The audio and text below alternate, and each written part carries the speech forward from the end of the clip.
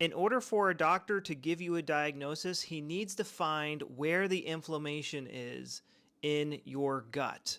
Now, first you come to the doctor and you have all sorts of symptoms, and they run a blood test to see if your inflammation markers are high. And once they do that and they are high, they're like, okay, we're going to do some poking around. The first thing that they like to do is do a colonoscopy, where they put a camera up your butt and they look around your colon.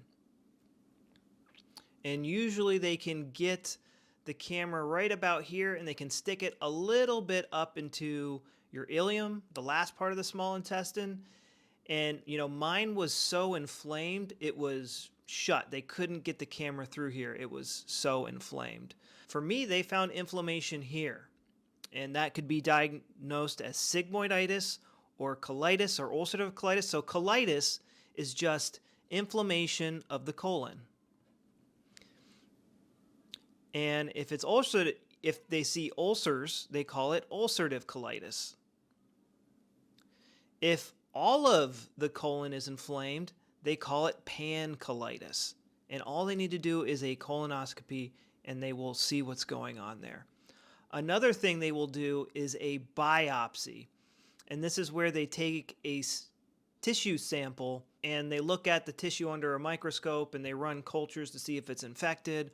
There's also another term called diverticulitis, where the inflammation and the damage is so bad that little pockets start to form. But essentially, it's just a more advanced form of colitis. They could also do a proctoscope, which, I think they can do that almost at a doctor's appointment very quickly, where they stick, almost not a microscope, but like a telescope up your butt, and they can see, up to here, and they can see if you have hemorrhoids, perianal fistula, which is what I had, or anal fissures. Sometimes you don't even need a doctor to look at you to know if you have a hemorrhoid or an anal fissure or a perianal fistula. But fistulas, they can be all over the place and have lots of channels, and sometimes the doctor will order an MRI to get a better idea of, what these fistulas are doing. Somebody normally gets diagnosed with Crohn's disease when they find inflammation here at the last part of the small intestine. So really quick, this is the stomach, this is the duodenum, the duodenum, and it got its name because it means it's like 12 widths finger long. This is the duodenum, and this is the ileum and the colon. The definition for Crohn's disease is inflammation anywhere from mouth to butthole, but they really don't use the definition. It's a little wishy-washy. And the discoverer of Crohn's disease, Dr. Burrell Crohn's, he wanted to call it regional ileitis, which meant patches of inflammation in the ileum, the last part of the small intestine. And that's kind of how they use the term now. They use it all over the place. Usually somebody gets diagnosed with Crohn's disease when they find inflammation here, which can be tricky because you can't stick a camera there. So they normally do this with MRIs. I guess you can do it with an X-ray. They did it with an X-ray for a long time before MRIs were available. My favorite diagnosis tool that they don't seem to utilize very much is a capsule endoscopy. And this is where you swallow this camera, and it goes throughout all of your digestive system and takes pictures so it can see where the inflammation is. A lot of people will have duodenal ulcers.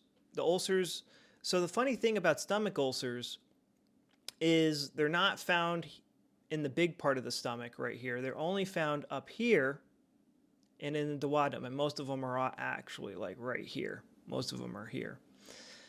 And a lot of the times you can tell from the burning pain that they create that you have ulcers. But they stick a camera down here, they do an endoscopy, they stick a camera down here, and they look around and they see if you have ulcers. And they can also take a sample of the tissue to see how big the ulcers are, how bad the inflammation is, and they can do cultures to see if you have H. pylori. The problem with a lot of these testing procedures, one month you could feel great, the other month you could feel really bad. You go to the doctor, and it's going to take them 2 to 3 months to schedule you in to do these appointments. And by the time you get tested, this could heal or it could not heal. It depends on what the root cause of the disease is doing. So for a long time, I thought it was caused by diets, but it turns out doctors of old knew it was caused by conflict shock, stressful situations that catch us off guard. My gut issues started after a breakup in high school and in college. Those were like my two biggest flares. And when I started noticing, the stressful things in my life that were putting my gut in and out of overdrive, that's when I really started to get better. I have a webinar that talks about this in much more detail, and I show you everything I did to get better. So somebody gets diagnosed with IBS when somebody has symptoms, but they do all these tests and they don't find inflammation anywhere.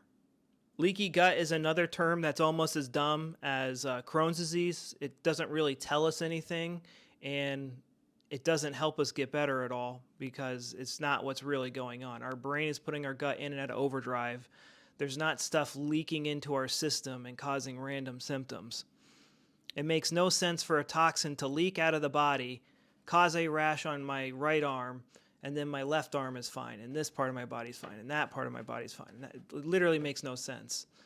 But when Dr. Hammer looked at someone's brain CT scan, if somebody had a rash on their right arm, there would be a ring in their brain in the same location every single time. If somebody had colitis, there would be a ring in their brainstem. It looks like that. Colitis rings here in the brainstem every single time. If somebody had Crohn's, there'd be a ring here or here every single time. And he mapped out every single disease in the body. He could just look at your brain CT scan and know what was wrong with you. That's like the ultimate way to get diagnosed, but most doctors will think you're crazy if you order a CT scan on your brain to self-diagnose yourself.